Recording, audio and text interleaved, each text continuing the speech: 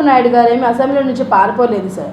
ప్రతి ఒక్కరికి ఈ విషయం తెలిసిందే. యూట్యూబర్స్కి కానీ, సోషల్ మీడియాకి కానీ, ప్రతి ఒక్కరికి మీడియా పరంగా కానీ, ప్రతి ఒక్క లైవ్ ఛానల్ చూసిన ప్రతి ఒక్కరికి కూడా తెలిసిన విషయమేనండి. చంద్రబాబు నాయుడు గారు దేనికి భయపడలేదు. కరోనా టైంలో కూడా ఆయన చేసిన కృషి, ఆయన చేసిన శ్రమ ఎవరు చేయలేదండి. ప్రతిదీ ఆయన దగ్గరుండి ఎవరెవరికి కార్యకర్తలకి ఏ అవసరాలు ఉన్నాయి, ఏంటి, ఎవరు ఎలా చనిపోతున్నారు, లేకపోతే ఎవరు ఇబ్బందులు పడుతున్నారు అని చెప్పి ప్రతిదీ కూడా కరోనా టైంలో కూడా ఆయన ఎంక్వైరీ చేసి మరి వాళ్ళ అవసరాలు తీర్చినోడు చంద్రబాబు నాయుడు. మీరు ఎన్ని బాధలు పెట్టినా, ఎన్ని హింసలు పెట్టినా, ఎన్ని బూతులు మాట్లాడినా సరే ఏ రోజు చంద్రబాబు నాయుడు గారు భయపడలేదు, పారిపోలేదు. ఎమ్మెల్యేలందరినీ కూడా సస్పెండ్ చేశారు మీరు. అయినా సరే ఒక్కడిగా ఒంటరి పోరాటమే చేశాడే కానీ ఏ రోజు కూడా భయపడి వెనక్కి తిరిగిపోయిన రోజు లేదు సార్. అదొకటి మీరు గుర్తు పెట్టుకొని మాట్లాడండి ప్రతిదీ కూడా, ఓకేనా? ఇంకొకటి విషయం ఏంటంటే పారిపోయాడు అన్నారు. మేము ఎందుకు పారిపోవాలి సార్? ఆ రోజు చంద్రబాబు నాయుడు గారిని అసెంబ్లీ సాక్షిగా అసెంబ్లీలో మీరు అవమానపరిచారు. అది కూడా వాళ్ళ ఫ్యామిలీ పరంగా భువనేశ్వరి గారిని మీరు కించపరిచి మాట్లాడారు కాబట్టి ఇది గౌరవ సభగా మారింది. గౌరవ సభగా ఎప్పుడైతే వస్తుంది నేను అప్పుడు ముఖ్యమంత్రి హోదాలో అడుగు పెడతాను అని చెప్పేసి అని చంద్రబాబు నాయుడు గారు ఆ రోజు శపథం చేశారండి. శపథం చేసిన ప్రకారంగానే ముఖ్యమంత్రిగా మగాడిలాగా ఈరోజు అసెంబ్లీలో నిలబడ్డాడు. మరి చంద్రబాబు నాయుడు గారు నిలబడ్డారు కదా. జగన్మోహన్ రెడ్డి నువ్వెక్కడున్నావు? ఏ మూలం దాక్కున్నావు నువ్వు?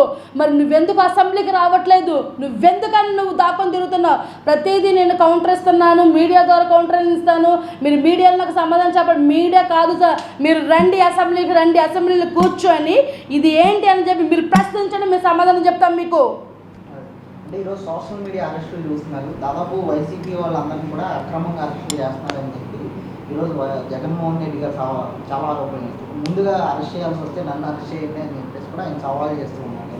ఎలా చూడవచ్చు అంటారు సార్? అసలు పెట్టాల్సిన పోర్టెంట్ కదా ఫస్ట్ జగన్మోహన్ రెడ్డి మీదే పెట్టాలి.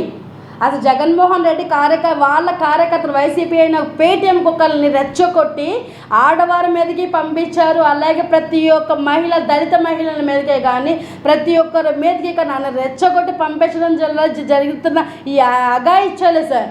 అవును, అరెస్ట్ చేయడంలో తప్పే ఉంది సార్. సోషల్ మీడియా ద్వారా, యూట్యూబ్ల ద్వారా, ప్రతి ఒక్క మొబైల్ యాప్స్ ద్వారా మీరు టీడీపీ హయాంలో ఉన్న ప్రతి ఒక్క కార్యకర్తని, ప్రతి ఒక్క ఎమ్మెల్యేని, ప్రతి ఒక్క లీడర్ని కూడా అసభ్యకరంగా పోస్టులు పెట్టి అశ్లీల చిత్రాలు చిత్రీకరించి ఎంతవరకు మీరు హింసించారు సార్. అలాంటప్పుడు అరెస్ట్ చేస్తే తప్పేంటి సార్? రోజా లాంటి వాళ్ళని, ఆ శ్రీరెడ్డి లాంటి వాళ్ళని ఇంకా చెప్పుకుంటా పోతే మీ బాగోతాలు ప్రతి ఒక్క ఛానల్ వాళ్ళకి తెలుసు సార్, ప్రతి ఒక్క జనాలకి తెలుసు, కార్యకర్తకే కానీ ప్రతి అందరికీ తెలిసిన విషయమే. తప్పేమీ లేదు సార్. సోషల్ మీడియాలో ఎవరైతే హల్చల్ చేసి ప్రతి ఒక్క పేటీఎం కుక్కని అరెస్ట్ చేయడంలో తప్పేమీ లేదు. ఆ లెక్క వస్తే మేము ప్రతి విషయంలో ముందే ఉంటున్నాం. మీకులాగా వెనకడిగైతే వేయలేదు సార్. ఎన్ని రాజకీయ కుట్రలు చేశారో మీరు. సొంత బాబాయినే పొట్టను పెట్టుకున్న వాళ్ళు మీరు ఈరోజు చంద్రబాబు నాయుడు గారి గురించి విమర్శిస్తున్నారు. నెక్స్ట్ వచ్చేసి జనాల గురించి విమర్శిస్తున్నారా? ఏంటి సార్ మీరు విమర్శించేది? మీకు దమ్ము ధైర్యం ఉంటే అసెంబ్లీకి రండి, అసెంబ్లీలో కూర్చొని మాట్లాడండి. ఏం జరుగుతుంది ఏంటి మీరు ప్రశ్నించండి, మేము సమాధానం చెబుతాము. చంద్రబాబు నాయుడు గారు మీకు సమాధానం చెప్తారు. మీకులాగా పారిపోరు సార్. అర్థమవుతుందా?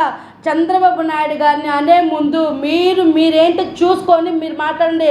ఇదే మీడియాలో నేను ఒకటప్పుడు ఏమన్నా తెలుసా? చంద్రబాబు నాయుడు గారు సీఎం అవుతారు అని చెప్పారు మేమందరం. అలాగే ఈరోజు చంద్రబాబు సీఎం అయి కూర్చున్నారు అక్కడ. మీరు దొంగలా తిరుగుతున్నారు. జగన్మోహన్ రెడ్డి గారు, చంద్రబాబు నాయుడు గారు వచ్చి 5 నెలలు అవుతుంది, ఏ పథకాలు ఇవ్వలేదు అని చెప్పేసి అని మీరు అంత విమర్శిస్తున్నారు కదా. చంద్రబాబు నాయుడు గారి మీద కేసులు పెట్టాలి, 420 కేసులు అని చెప్పన్నారు. మరి మీ మీద ఎన్ని కేసులు పెట్టాలి మేము? ఆయన వచ్చి 5 నెలలు అవుతుంది. ఈ 5 నెలల్లో ఆయన ఏమేం పథకాలు అమలు చేశారో మీరు చెప్పమంటారా? 1, పెన్షన్లు 4,000 చేశారు. మీరు వచ్చిన అధికారం మొత్తం మీద 3,000 చేయడానికి ఎంత ఇది చేశారు సార్? ఎన్ని సంవత్సరాలు చేసుకున్న? 5 సంవత్సరాలు. 5 సంవత్సరాలు కదా మీరు పెంచింది. కానీ చంద్రబాబు నాయుడు గారు తొలిగా రాగానే 4,000 రూపాయలు పెన్షన్ చేశారు. ఇంటింటికి కూడా పెన్షన్లు పెంచారు. అన్న క్యాంటీన్లు ఇచ్చేశారు. తొలి సంతకం డిఎస్సి మీద పెట్టారు. మీరేం చేశారు సార్? జాబ్ క్యాలెండర్ ఏది సార్? మీరు వాళ్ళకైతే మీ మీద ఎన్ని 420 కేసులు పెట్టాలి మేము? ప్రతిదీ చూసుకుంటే కూడా మీ 5 నెలల్లో చంద్రబాబు నాయుడు గారు వచ్చిన ఈ 5 నెలల్లో కూడా ప్రజెంట్ ఇది లేదు అంటే కూడా అన్నీ కూడా అందుబాటులోకి ప్రజలకి చేరువలో అందుబాటులో ఉండేటట్టు కూడా అన్నీ చేస్తున్నారు. మీరు ఎందుకు చేయలేకపోయారు? మీరు 5 సంవత్సరాలు ఎందుకు అన్ని ఇచ్చేసుకుంటూ కూర్చున్నారు?